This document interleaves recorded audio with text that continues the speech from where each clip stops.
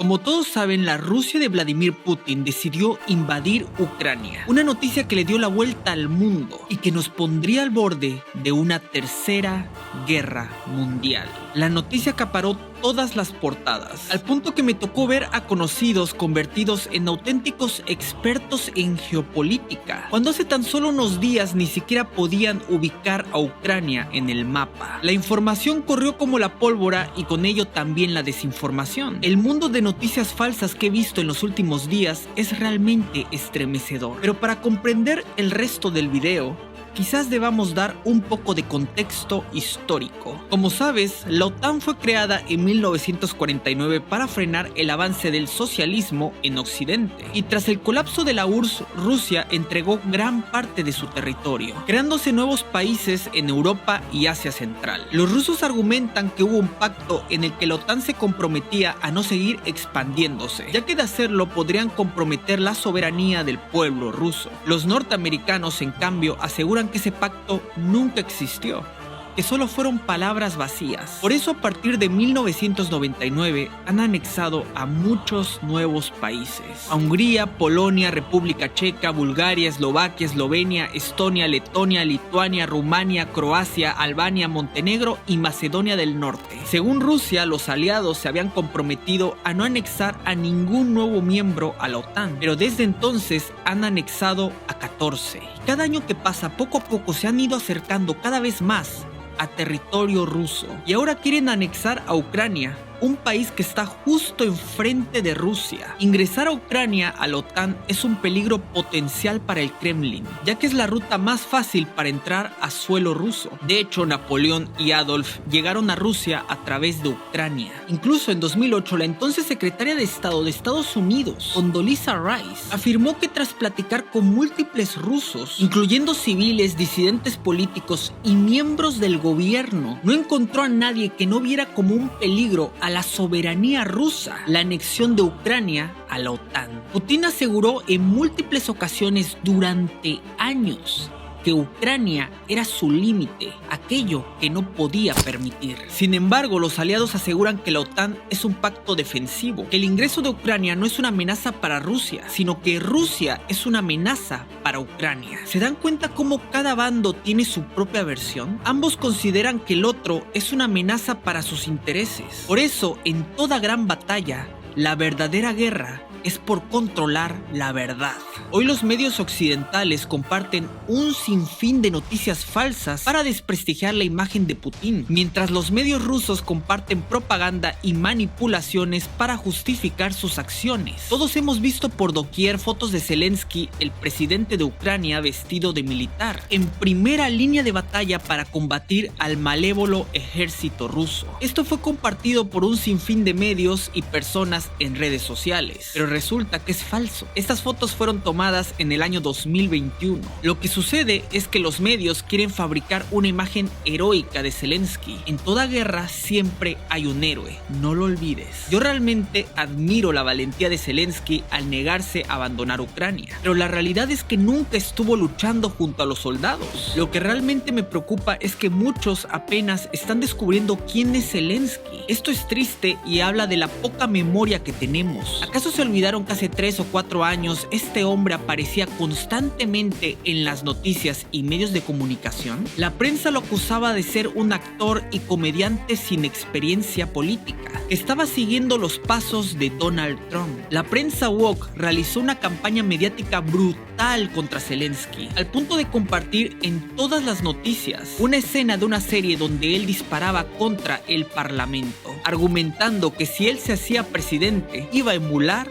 esa escena en la vida real. De hecho, Zelensky protagonizó uno de los escándalos más grandes del 2019, cuando tuvo una supuesta llamada con Trump, donde este supuestamente le pedía averiguar más sobre el hijo de Joe Biden y el espionaje de Hillary Clinton. Por ese motivo, Trump tuvo un juicio político, el famoso impeachment, y todo surgió tras una llamada telefónica con el propio Zelensky. Lo que me sorprende es que la gente ya no lo recuerda. Esto habla de lo manipulados que nos tienen los medios de comunicación. Nos hemos vuelto adictos a la inmediatez. ¿Quién recuerda la pandemia o el convoy de la libertad en Canadá? Hace tan solo unos días todos hablaban al respecto y de la noche a la mañana esto desapareció.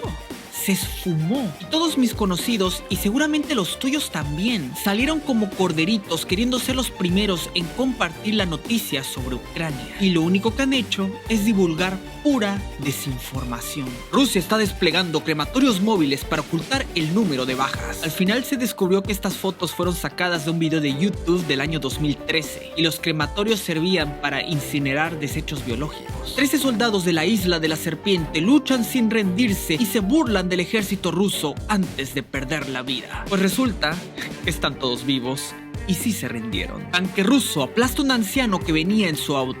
En realidad era un tanque ucraniano que perdió el control. Videos demuestran cómo el fantasma de Kiev derriba aviones rusos. En realidad estos videos fueron sacados de un videojuego llamado Army 3. Niños despiden a militares ucranianos antes de ir a la guerra. En realidad estas fotos fueron tomadas en el año 2016. ¿Te das cuenta cómo gran parte de lo que estamos consumiendo y compartiendo en redes sociales son en realidad puras mentiras? Tanto medios rusos como occidentales están compartiendo un sinfín de noticias falsas. Te pregunto, ¿por qué estamos creyéndole a estos medios? ¿Acaso olvidaste que son exactamente los mismos que nos mienten y manipulan a diario? Ellos no buscan la verdad, sino difundir su nefasta ideología. De hecho, en Occidente los medios tienen su propia agenda, a la que yo he nombrado como la gran mentira. Y es que todo el conglomerado de medios como CNN o The New York Times se ponen de acuerdo para sacar exactamente la misma información. Y de esta forma se dan mutuamente credibilidad. Como dirían por allí, una mentira repetida 1000 veces se convierte en verdad.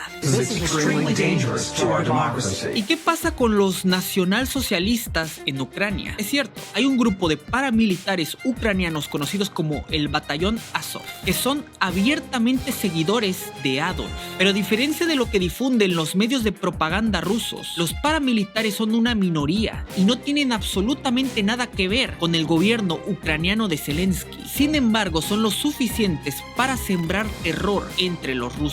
Los medios rusos quieren hacer creer que todos los ucranianos son así, mientras los occidentales fingen que no existen. Y aunque son minoría, son demasiados. Incluso han hecho la marcha de las antorchas mientras ondean sus esvásticas. La existencia de grupos como el Batallón Azov no es casualidad y en gran medida es culpa de la Unión Soviética. He contado muchas veces que en los 30s Stalin provocó la gran hambruna ucraniana, evento donde casi 10 millones de personas perdieron la vida por hambre y frío. Los soviéticos humillaron y avergonzaron a los ucranianos durante décadas, pero fue tras los eventos del año 2014 cuando esta nefasta ideología comenzó a ganar aún más fuerza en Ucrania. En ese año un grupo de personas salió a manifestarse contra el títere prorruso Viktor Yanukovych, debido a que este se negó a firmar un acuerdo de asociación con la Unión Europea. Las protestas se fueron intensificando al punto que un grupo de francotiradores, supuestamente contratados por el gobierno de Yanukovych, atacó a la multitud, acabando con la vida de decenas o incluso cientos de personas. Aunque han salido a la luz videos y conversaciones que harían pensar que los francotiradores fueron contratados por la oposición, que habría sido apoyada por el gobierno de Estados Unidos. ¿Se dan cuenta cómo la historia es mucho más compleja de lo que imaginamos? La situación se puso tan fuerte que Yanukovych huyó a Rusia y fue destituido por abandono de sus funciones. A este evento se le conoció como el Euromaidán. Da la casualidad que dentro del grupo de manifestantes que ayudó a derrocar al gobierno prorruso había muchos seguidores del mismísimo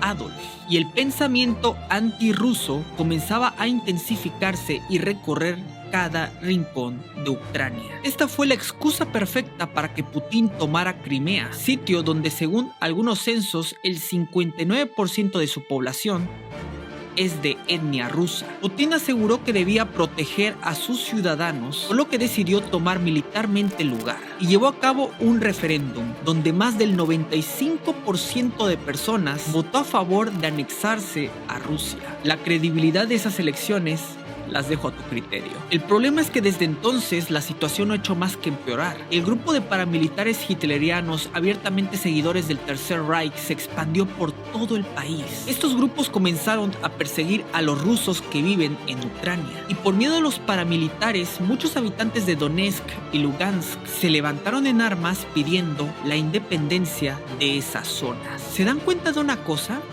Ucrania está dividido en dos. Por un lado están los pro-occidentales, personas que con justa razón tienen miedo de formar parte de Rusia, que representa aquella Unión Soviética que tanto daño le hizo al pueblo ucraniano. Lenin y Stalin, junto a su decadente comunismo, provocaron que millones de personas perdieran la vida. ¿Cómo no rechazar y odiar a Rusia con un antecedente así? Y por el otro lado tenemos a las personas que se sienten identificadas con Rusia y tienen miedo a los paramilitares que están persiguiéndolos. Es decir, tenemos a dos grupos de personas que objetivamente tienen razón. ¿Se dan cuenta cómo aquí no hay buenos ni malos? Solo personas que tienen miedo. Y Putin no es tonto. Por eso comenzó a ofrecer ciudadanía rusa a los grupos separatistas. Con esto Putin tendría la excusa perfecta para decir: en Ucrania se está atacando a mis propios ciudadanos y nadie está haciendo nada. Lo dijo no una, no dos, sino 3 veces en la ONU